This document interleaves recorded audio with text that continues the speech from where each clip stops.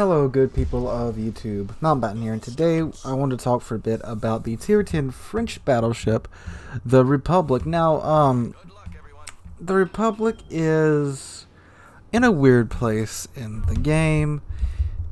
Before they nerfed the Alsace way back when, the Alsace was usually considered to be the much better choice of battleship between the Alsace and the Republique. And I mean, the Republique,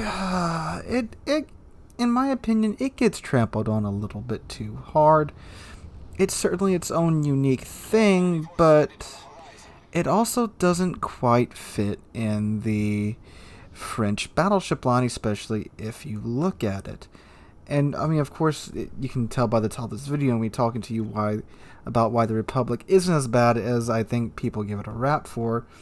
And the main point in my whole argument is that it just doesn't fit in the French battleship line all that well. And if you look at the French battleship line, it's got a couple of themes to it. One is that most of the ships in the line have higher than average guns for their tier, and by that I mean a number of guns, not that their guns are larger. They're actually usually smaller for their tier compared to the other battleships that they are tier for tier put up against.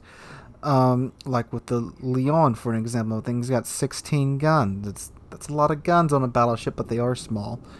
And the Alsace has 12 guns for tier 9. That's a lot of guns for tier 9, but they're 15-inch guns.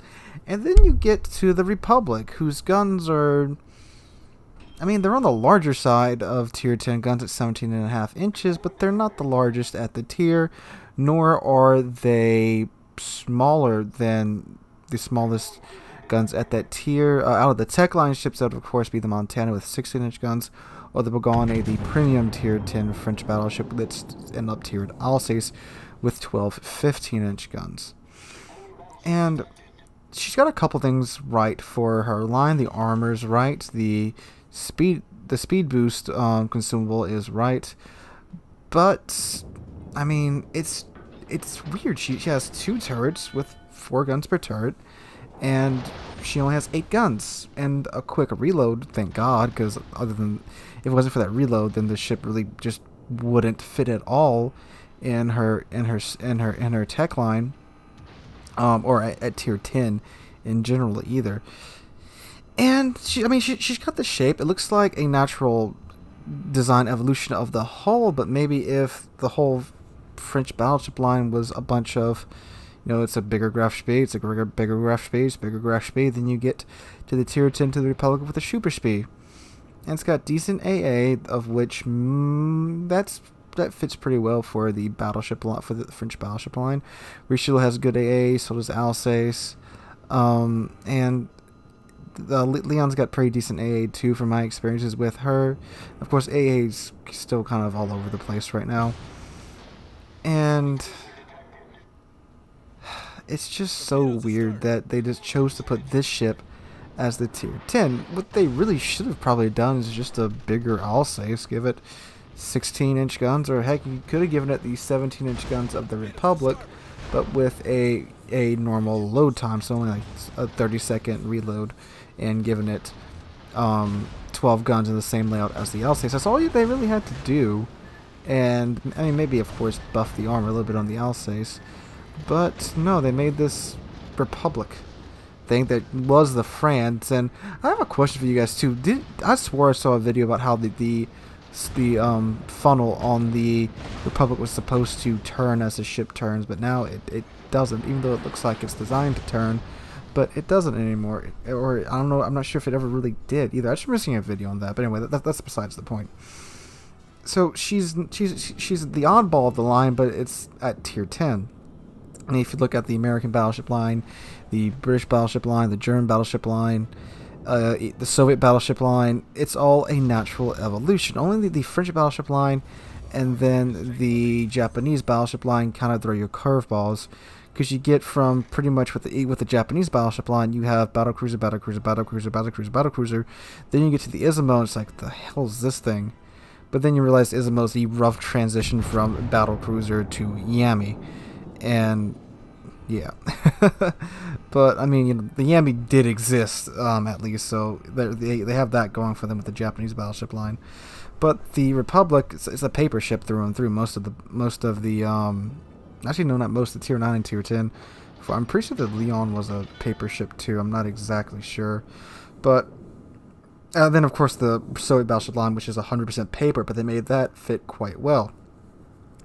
So the Republic, that's why I think it gets a bad rap, because it's just such an odd ship at Tier 10. And of course, I mean, if you look at like just the Republic itself, her armor, I mean, it's not great, it's not horrible, it's French armor. Sometimes it eats Yami shells like they're nothing, and sometimes you get annihilated by a Des Moines. It's extremely weird. It eats HE like nobody's business, because of the superstructure armor, and of course being just covered in 32 millimeters of armor. But she's got a lot of strong suits going for her. She doesn't only have 8 guns, but they reload, if you build for it, in about 20 seconds. And I mean, a 20-second reload on 8 17.5-inch guns with good velocity and great pin, I mean, that's a lot to like there. The secondaries, you can get them out to about 12 kilometers, which is further than the German secondaries. Granted, the turrets are not that well armored, and as in the video you're watching now, I accidentally beached myself in front of a small Lynx and actually lose a good chunk of secondaries on my my starboard side.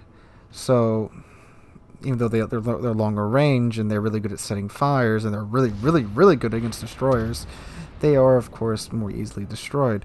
And you've got the speed boost consumable, which that's always fun to have on a battleship. But I do think the Republic probably should just be given a higher base top speed, because she has less armor, and that's supposed to make her go faster anyway. And her AA, like I said, it's pretty good. You can build for it. But one thing I find about the Republic is that whatever you build her for, she will be very good. You can build out her main battery, you can build out her secondaries, or you build out her AA, and she will be good in any of those builds. Her AA will perform amazingly if you have an AA build. Her secondaries will perform amazingly if you have a secondary build like I do. So whatever you build her for, she will excel in. I mean, she won't be better than the other line that's supposed to be that's supposed to be the best in that, but she will do well in it. And I've had some pretty crazy games in the Republic, and I gotta say, I don't understand why people hate her so much. I mean, I kinda can from the viewpoint of she doesn't really fit in the French battleship line, but as just like a ship by itself, not looking at the rest of the French line, she's not that bad. And I get that she can't tank really well or at all. I mean, don't get me wrong, she can take damage, but the second you get focused down on by 2 or more ships, you're going down fairly fast. And I mean, any battleship is of course going to go down quicker when they're being focused, but the Republic especially so, especially with the state of HE spam in the game right now and her armor. It's not a good combination. And I can understand that frustration, but every battleship player is going through that right now. But I mean, with a good captain build and a good module build, the ship can really excel. And I mean, it does kind of feel like,